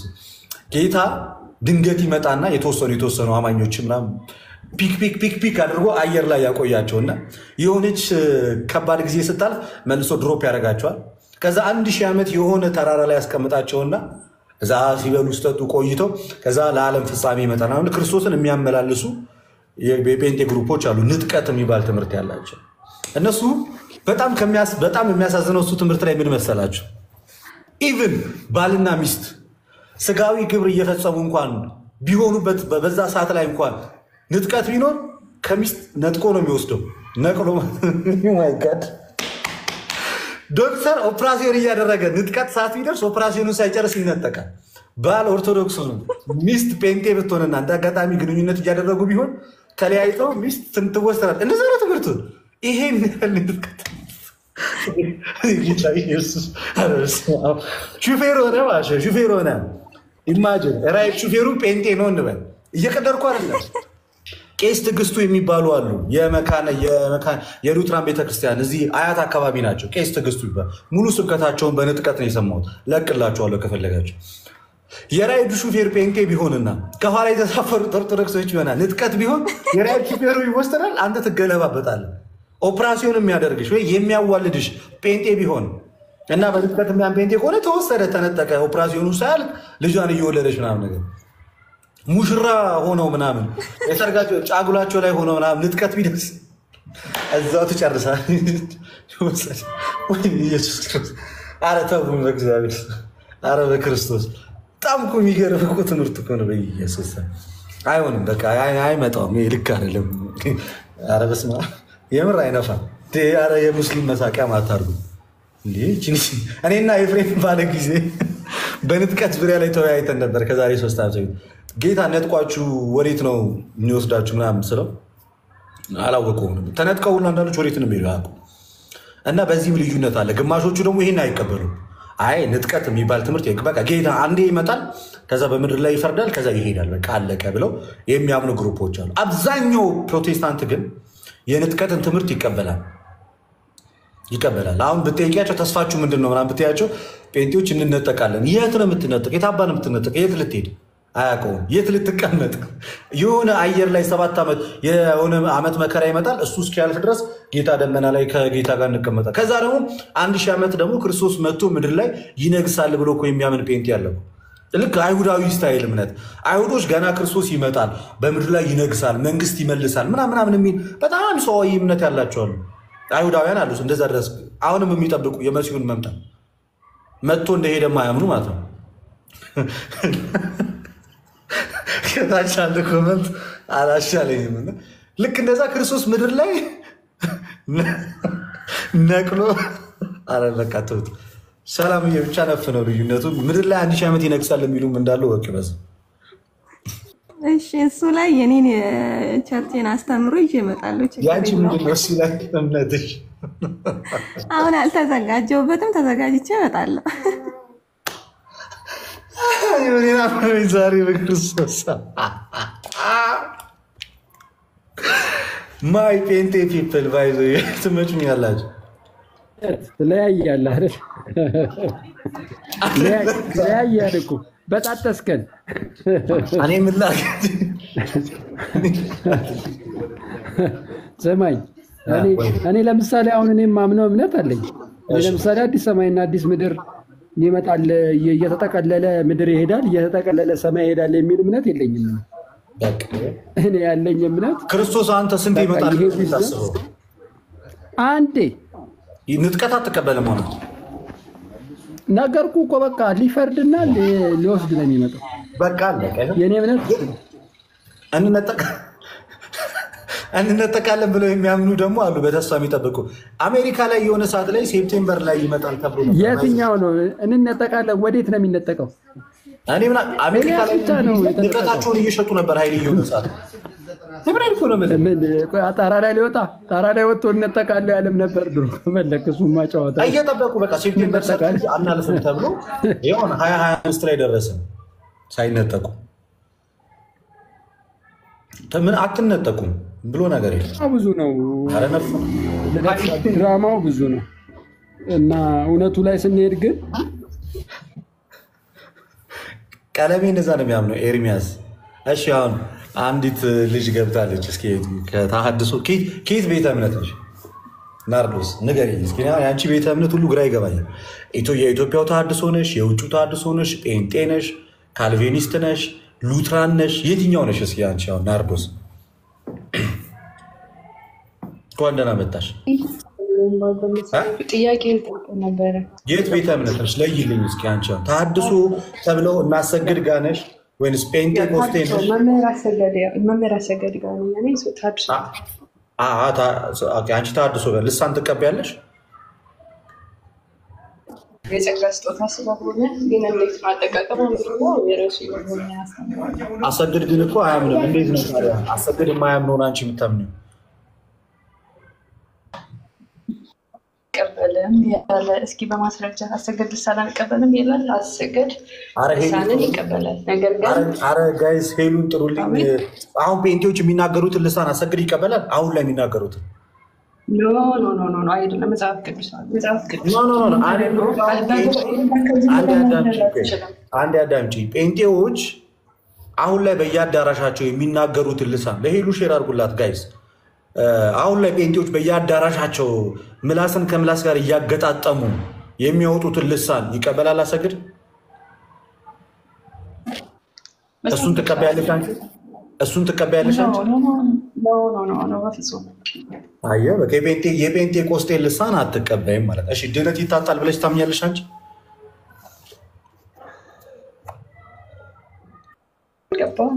ድህነት ይታጣል ብለሽ ታምኛለሽ አንቺ? እኮ ድህነት የሚያጣው እኮ ሰው ድኛለሁ ብሎ ኃጢአት ሲሰራ ነው አይደለ? ይታጣል ብለሽ ታምኛለሽ ወይ ነው አንቺ? አይታጣም ብሎ የሚያምን ወንጌል አማኝ ነኝ የሚል እንዳለ ታውቂያለሽ?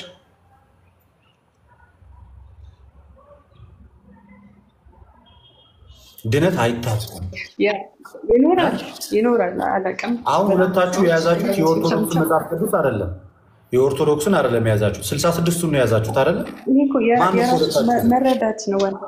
ከሁለታችሁ ማን ነው ትክክለኛ መረዳት ያለው? ይታጣል ያለው ነው ወይንስ አይታጣም ያለው ነው? እኔ ሰውየውን ለምን ይታጣል አትልም ማለት አልችልም። ማን ትክክለኛ መረዳት ያለው?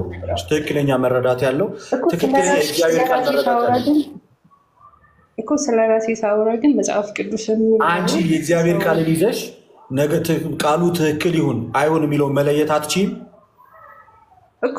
ድነት ይታጣል ብዬ ነው የማምነው። ለዛ እኮ ነው አሁን የራሴን መረዳት ስናገር። ድነት አይታጣም።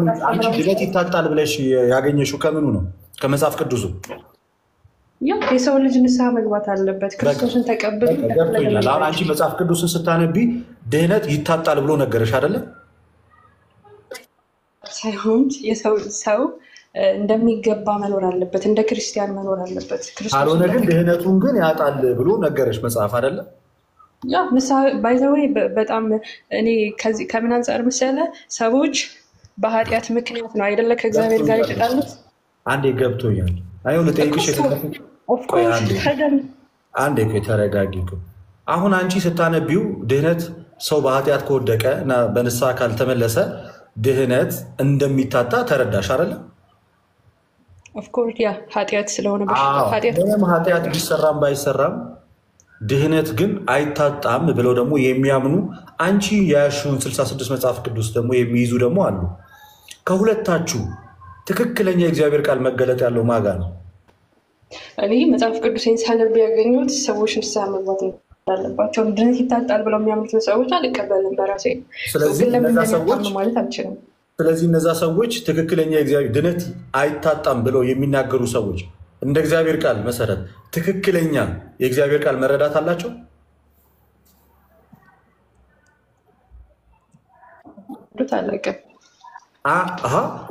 መረዳታቸውንማ ነገሩሽ። እኔ ለምሳሌ ድህነት አይታጣም ብዬ አመንኩኝ። በቃ አይታጣም ማለት የእኔ መረዳት ልክ ነው? አይታጣም ካልክ ከእግዚአብሔር ቃል አንጻር ነው እንደፈለክ መኖር አትችልም እኮ። ልክ ነው ወይንስ አይደለሁም?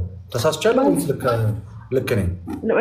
እንደ ራሴ መጽሐፍ ቅዱስን አንብቤ እንደተረዳሁት ከሆነ በፈጽሞ ትክክል አይደለም። ይህን እኮ ነው የምላችሁ። ፕሮቴስታንቲዝም ማለት የኔ ሀሳብ ማለት ነው፣ የኔ የግሌ መረዳት እንጂ ማን ልክ ይሁን ልክ አይሁን። አሁን ናርዶስ አንቺ ትክክለኛ እግዚአብሔር ቃል መረዳት ይኑርሽ አይኑርሽ አታውቂም። ምክንያቱም ሌላው ሰው ደግሞ ከአንቺ ተቃራኒ ሀሳብ አለው የአንቺኑ መጽሐፍ ቅዱስ ይዞ። እሱን ስህተት አድርገሽ ራስሽን ልክ አድርገሽ መቆም አትችይም። ለምን ጠይቀኝ ነበር አይደል? ልደት የት ነው ህብረት የምታደርግ ብላ አልጠየቀኝም። ከህብረት የማደርግበት ቦታ ደግሞ እንደዚህ አይነት አቋም ነው ያለው ሰው። ከዚህ አንጻር ነው የመለስኩለት እኮ። ስለዚህ ሌላ ለምሳሌ አሁን አዲስ ኪዳን ካህናት የሚባል ቸርች ደግሞ ራሱን ችሏል። ወይም ደግሞ ባፕቲስት ቸርች ተብሎ ደግሞ እነዚህ ካልቪኒስቶች የሚሰበሰቡበት ልሳን የማይነገርበት ድነት አይታጣም ብለው ደግሞ የተቀመጡ አካላቶች አሉ። እናንተ ሁለታችሁም እዛና እዚህ ያላችሁት አዳራሾች እምነታችሁ የተለያየ ነው። የያዛችሁት መጽሐፍ ቅዱስ ግን ተመሳሳይ ነው። ለምን ተፈጠረ እንደዚህ አይነት መለያየት? ነገራችንም ስለቤት አየሽ፣ መናገር ማትችይው እኮ ትክክለኛ እግዚአብሔር ቃል መረዳት ነው። ትክክለኛውን ቃል እኮ ነገርኩ። አሁን ካለሽ ነገሪና የራሴን እግዚአብሔር ቃል አዳምጪኝ። ትክክለኛ እግዚአብሔር ቃል መረዳት ካለሽ ይሄ ልክ አይደለም። እኔ ለምሳሌ ሙስሊም መጥቶ ክርስቶስ ፍጡር ነው ቢለኝ ትክክለኛ መረዳት ስላልያዘ መጽሐፍ ቅዱሱን አንብቦ መጥቶ ሙስሊም ክርስቶስ ፍጡር ነው ከመጽሐፍ ቅዱስ ላይ ቢለኝ ትክክለኛ መረዳት ስለሌለው ቁጭ አድርጌ እነግረዋለሁ። ልክ ሌላኛውም ለምሳሌ ፕሮቴስታንት መጥቶ ክርስቶስ ለዓለም ብቻ ነው፣ ክርስቶስ ለተመረጡት ብቻ ነው የሞተው ቢለኝ ትክክለኛ የእግዚአብሔር ቃል መረዳት ስለሌለው እነግረዋለሁ። ልክ አንቺ እንደዛ ትክክለኛ የእግዚአብሔር ቃል መረዳት ካለሽ ትክክለኛ የእግዚአብሔር ቃል መረዳት የሌላቸውን ሰዎች እንዴት አድርገሽ ነው መዳኘት ምትችል ወይም ደግሞ መለየት ምትችል? አወራለሁ በዚህ ጉዳይ ላይ እናገራለሁ። ማለት እናገራለሁ ስለ ወንድሞች ማንኛውም ሰው እንደዚህ አይነት ጥያቄ ሲያነሳ ነው ድነት ይታጣል አይታጣም የሚል ሀሳብ፣ ከዛም አልፎ ደግሞ አሁን ያልከውን ሀሳብ ሰው ካነሳ እኔም ማላምንበትን ነገር ተስማምቼ የራሱ ጉዳይ ነው ማለት አልችልም። እንደ እግዚአብሔር ቃል እናወራለን። መጽሐፍ ቅዱስ ማን የሰጠሽ ናርዶስ ላንቺ? በዚህ አይነት እንትን ውስጥ አልገባም። ባይዘው ማን የሰጠሽ? ጥያቄ ጠይቄ ነበር የገባው። ተጠይቅኛለሽ፣ ግን ብዙ ጊዜ በጣም ኦርቶዶክሳዊነትን የሚያጠለሽ ስራ ስለምትሰሪ ዛሬ በአደባባይ አንድ ጥያቄ ልጠይቅሽ። ማን የሰጠሽ መጽሐፍ ቅዱስን? ከየት አመጣሽ? ኦርቶዶክስ አልሰጠችኝም። ማን የሰጠሽ? እኔ ኦርቶዶክስ ሰጠችሽ አላልኩም። ማን የሰጠሽ? አባቶች ናቸው። ማን የሰጠሽ? አባቶች አልኩ። ማን የሚባል አባት? ማስረጃ ስጭ። እንትን ምንድነው ስም መናገር አይጠበቅብኝ? ይጠበቅብሻል እንዴ? ማን ነው? እኛ ምክንያቱም ያመጣሽበት ቦታ ትክክል አይደለም ብለን ሞገትንሽ። ከየት ነው ያመጣሽው? ንገሪኝ። በቃ እሱን እንግዲህ የመጽሐፍ ቅዱስ ማህበርን ጠይቃቸው እና መጽሐፍ ቅዱስ ከየት እንዳመጣሽ ሳታውቂ ነው ኦርቶዶክስን ቀን ሙሉ የምትሰድቢው? ግን ለማውቃለሁ ከየት እንዳመጣው፣ ግን ማብራራት ስለማውቅ እኔ እቀጣለሁ። አንቺ መጽሐፍ ቅዱሱ ከየት እንደመጣ ማን እንደሰጠሽ ካወቅሽ እኔ እቀጣለሁ። እዚህ ጋር ማን የሰጠሽ? በመመለስ ማን የሰጠሽ? አንቺ መጽሐፍ ቅዱስ ማን እንደሰጠሽ ካወቅሽ እኔ እቀጣለሁ። ንገሪኝ፣ ማን የሰጠሽ መጽሐፍ ቅዱስ? ኬንያ መጣሽ? አይ ጋይስ ኦኬ። እቺ ልጅ አሁን ቀኑ ሙሉ ቤተክርስቲያንን ስትሰድብ የምትውል ሰው ናት። ቀኑ ሙሉ ግን መጽሐፍ ቅዱስ ነጠላ አድርጋ ምናምን ኦርቶዶክስ መስላ የቤተክርስቲያን ትምህርት እያስመሰለች ትለዋል። ግን እምነቷን የመሰረተችበት መዳን በዚህ መጽሐፍ ነው የሚገኘው ብላ የምትናገርበትን መጽሐፍ ከየት እንደመጣ እንኳን አታውቀው። ማን እንደሰጣትም አታውቀው። ሜይ ቢ ትንሽ ጫን ብዬ ብጠይቃት መልሷ ሊሆን የሚችለው ከሱ ገዝቼው ነው ነው። ይሄን ያህል ፕሮቴስታንቶች የእግዚአብሔር ቃል ከየት እንደመጣ እንኳን አያውቁትም። ሳያውቁት በየአደባባዩ ይዘው ምን ይላሉ? ኢየሱስ እንደዚህ ነው ምናምን መጽሐፍ ብቻ ነው እናንተ ተረት ትቀበላላችሁ ምናምን ይሉናል። የያዝከው የእግዚአብሔር ቃል ከየት እንደመጣ ራሱ አታውቅም ነው እኮ የምልህ እኮ እኔ። ፕሮቴስታንቶች የያዛችሁት እጃችሁ ላይ ያለው መጽሐፍ ቅዱስ ራሱ ከየት እንደመጣ አታውቁትም። አውቃለሁ የሚል ካለ ሰው አስገባ። ፓስተሩን አስገባዋለሁ ካለ ና ግባ። የሆነ ፓስተር ነበር። ከዛ ግን ቤተክርስቲያን ላይ አፋችሁን መክፈት፣ መሳደብ፣ ቤተክርስቲያንን ማጠልሸት ልክ አይደለም። ጋይስ ልክ አይደለም። ኤኒዌይስ እሺ፣ እንደዚህ አይነት ሰዎች መታረም ስላለባቸው ነው ያስገባሁት። መታረም ስላለ እንጂ አሁን እንደ ሰላም አይነት ሰዎች አሉ አሁን ቁጭ ብለው በስነስርዓት የሚጠይቁ። እነዚህ ሰዎች ግን ኢንቴንሽናቸው ቤተክርስቲያን ጣዖት አምላኪ ናት ምናምን በማለት የሐሰት መረጃዎችን የሚያሰራጩ ሰዎች ናቸው። ግን እነሱ እንኳን እምነታቸውን የመሰረቱበት መጽሐፍ ከየት እንደመጣ አያውቁትም። አሁን እቺ ልጅ አታውቀውም። አባቶች አለች። ማን የተባለ አባት? ማን የትኛው ጉባኤ ላይ ተወሰነላችሁ? 66 ተብሎ በየትኛው ጉባኤ ነው ይሄ ነው መጽሐፍ ቅዱስ 66 ነው ተብላችሁ የተቀበላችሁት? ገና እንደገባች ኦርቶዶክስ አልሰጠችኝም ማለች። ይኸው ጥላቸው ከዚህ ነው የሚጀምር። እኔ መቼ ኦርቶዶክስ ሰጠችሽ አልኩ? የሰጠሽን ብቻ ንገሪኝ ያልኩት እና ያስገባዋት ሆን ብዬ ነው። እንደነዚህ አይነት ሰዎች ምንም እውቀት ሳይኖራቸው የሆኑ አንዳንድ አባቶች የሆኑ መንገድ ላይ የሆነ ነገር ይናገራሉ። ድንገት ያንን ሪከርድ ያደርጋሉ። ከዛ አምጥተው ሙሉ ቤተክርስቲያንን ምናምን ነገር ለማጠልሸት እጅግ በጣም ነውር የሆነ ስራ ነው የምትሰራው ልጅ። እግዚአብሔር ብቻ እኔ ማስተዋልና ጥበቡ። አንድ ቪዲዮ አይቼ ነበረና ከፖለቲካ ጋር አሳስረው ኦርቶዶክስ የሆነ ብሔር የአንድ ብሔር ብቻ እንደሆነች አድርጋ ለማሳየት የሰራችው ቪዲዮ አሁን ይሄ እጅግ መሰሪነት ነው። እጅግ በጣም ጥላቻ፣ ሰውን ከሰው የሚያፋጅ እና እንዲህ አይነት ሰዎችን እናስገባና ምን እናደርጋለን? በእግዚአብሔር ቃል እውነት እንመዝናለን። ከዛስ የለም ጥርስ ግጥጥ አይን ፍጥጥ ይሆናል መጨረሻ ላይ። ኦኬ ይህን ለማሳየት ኤኒዌይስ። እና ሰላምዬ ያው ይቅርታ እንግዲህ ትንሽ ጠንከር ካልን እንትን እንዳይልሽ አንዳንድ ሰዎችን ስናገኝ ማሳየት ስላለብን አንዳንድ ጉዳይ አንቺ ትረጅኛለሽ። ለምደት እያረ አታስብ፣ ችግር የለው። መቼስ ሚስራ እንጆ እያደረግሽ ነው። አንቺ ምን አለብሽ? ወይዬ ሞክ እንዴት ናችሁ? ሰላም ናችሁ? አለን እግዚአብሔር ይመስገን። ሰላም ብያችኋለሁ። በነገራችን ላይ እቺ ልጅ በጌታ ስም እኔ ከዚህም በፊት ኦልሞስት 2 ዓመት አልፏል ይመስለኛል እና በጣም በቴሌግራም ጭምር የምትናወራ ነበር እና የምትሰራው ስራ ጌታ ሆይ ማለት የማቴዎስ ወንጌል ምዕራፍ 7 ቁጥር 21 ላይ ያለው በቃ እሷ ነው የሚመስለኝ። ለእሷ ቀጥታ የተጠቀሰ ነው የሚመስለኝ። በቃ ነጠላ ነው የምትለብሰው፣ የምታደርገው ኦርቶዶክሳዊ ለመምሰል ነው፣ ግን ቤተክርስቲያንን የሚያጠለሽ ነው ሆን ብላ ማለት ነው። ቤተክርስቲያንን ማለት በጣም ነው የምታበሽቀው። ጌታ ሆይ አንዳንዴ እንደዚህ ማለት ሰፍሮባታል ይመስለኛል። አይ በቃ ብዙም ርዕስ አናረጋትም። በቃ ብቻ ተወቀው ማለት ያለ እውቀት በጣም ከበዛ ጥላቻ ብቻ እንደሆነ ቤተክርስቲያንን እንደዚህ አይነት ሰዎች እንዲህ የሚያደርጉት እንድታውቁት ያህል ነው። ሌላ ምንም ነው። እቺም ነፍስ እኮ እንድትድን ፍላጎታችን፣ እቺም ነፍስ ወደ ቤተክርስቲያን እንድትመለስ እንድትድን እኮ ይሄ የኛ ፍላጎታችን ኦኬ የኛም ፍላጎት ነው። ግን አንዳንድ ጊዜ አለማወቃቸውን ማሳየት ደግሞ ለአንዳንድ ክርስቲያኖች ጥቅም ስላለው ነው። ኤኒዌይስ እንኳን ደህና መጣችሁ ብያለሁ። ፕሮቴስታንቶች ካላችሁ ጥያቄ ያላችሁ በጣም በፈቃደኝነት በነፃ አእምሮ የምትወያዩ በተለይ ደግሞ በተለይ ወደ ቅዱስ ቤተክርስቲያን ለመመለስ የምትፈልጉ መማር የምትፈልጉ እና ወደ ቅዱስ ቤተክርስቲያን መመለስ መምጣት የምትፈልጉ ስፔሻሊ በቃ ያለውበት ቤተ እምነት ልክ እንዳልሆነ ተረድቻለሁ፣ ኦርቶዶክስ መሆን እፈልጋለሁ ብለው ሰሞኑን የማስተምራቸው ልጆች አሉ። የምሰራቸውን ቪዲዮዎች ሲጠመቁ ያሉ ቪዲዮዎችን የሚመለከቱ አንዳንድ ሰዎች እነሱም ስለ ቤተክርስቲያን ማወቅ የሚፈልጉ ሰዎች በውስጥ እያናገሩኝ ያሉ ማስተምራቸው ሰዎች አሉ። ይህን ብዙ ጊዜ ነግራቸዋል። ልክ እንደዛ ወደ ቅዱስ ቤተክርስቲያን ወደ ጌታ ኢየሱስ ህብረት ወደምትናፍቁት ወደ ክርስቶስ መምጣት የምትፈልጉ ከቅዱሳን ጋር ህብረት ማድረግ የምትፈልጉ እውነተኛውን የጌታን ስጋ እውነተኛውን የጌታን ደም መቀበል የምትፈልጉ ሰዎች እኛ እዚሁ ሚዲያ ላይ አይደለም ክርስቶስን የምንሰጣችሁ። ዝም ብለን ጣትህን አውጥተህ ሻሃዳ ያዝ አንልህም።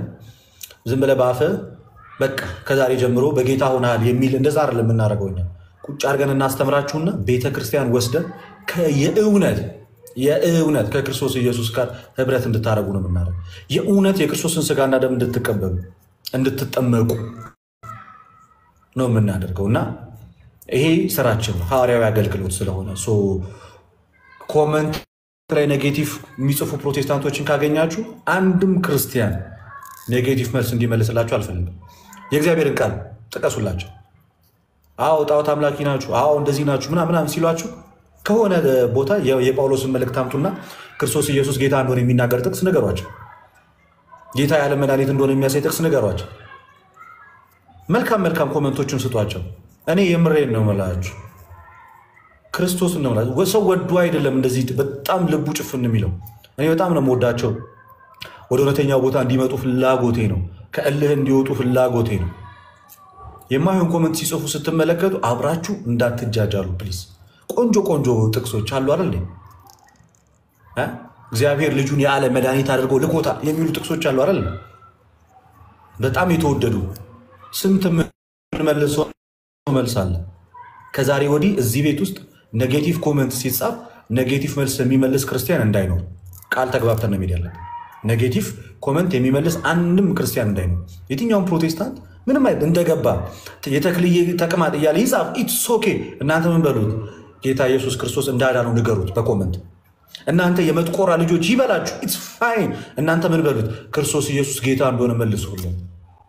እናንተ የጨለማ ልጆች ይበል፣ ኢትስ ኦኬ። እናንተ ግን ምን በሉት? የክርስቶስ ኢየሱስን ወንጌል በዛች በአጭር ደቂቃ አስቀምጡልን። የምሬን ነው ምላችሁ፣ አሸናፊ ነው የምትሆኑት። ይህንን እዚህ ብቻ አይደለም፣ የትም ቦታ ስትገቡ በእኔ የሆንባችሁ፣ የትም ቦታ የእኔ ቪዲዮ ላይ ገብታችሁ እዩ። በጣም ብዙ ደባሪ ኮመንቶችን ታገኛለን። አንድ ቀን የኔጌቲቭ ኮመንት ሰጥቻችሁ አላውቅም። አንድ ቀን ተሳስቼ የናቱ ቪዲዮ ላይ ገብታችሁ እዩ። ኮመንት ሲጻፍለት በጥቅስ ነው ይመለሳል። እንደዛ ያደረጋችሁ ቀጥሉ። እናንተ ይጎዳል። መልካምነት እኮ አይጎዳም። የምሬ ነው የምላችሁ፣ አይጎዳም። በጣም አሪፍ ነው እኮ መልካም መሆን አሪፍ ነው። ማሸነፍ ይቻላል። ኦኬ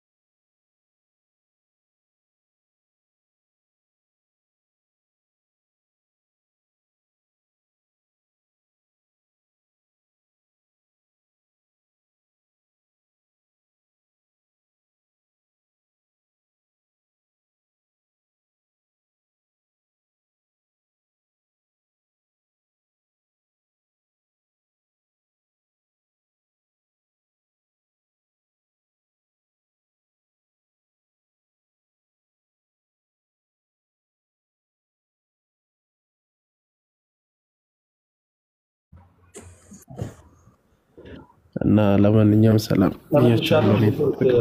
ያስቸገረኝ ነበረ። ተመልሰሃል ባባ። ተመልሰሃል እንዴ? ስትሄድ እኮ ሰላም ተባባል። ለተሻ በሰበር ገባ።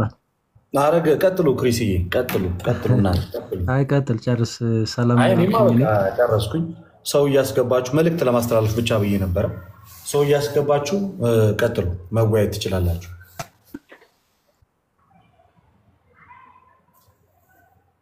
የገቡት ሰላም ይበሉንና አይ ቲንክ ፍቅረ ማርያም እና ዲያቆን ናቲ እንደዛ አላሉን መሰለኝ እኔ ካየኋቸው። ሰላም ብያለሁ በእኔ በኩል ሰላም በሉ። ሰላም ሰላም። እንግዲህ በክርስቶስ ሰላም ሰላም ብያለሁ። ከላይም ከታችም ያላችሁ ልደቴ እንዴት ነህ?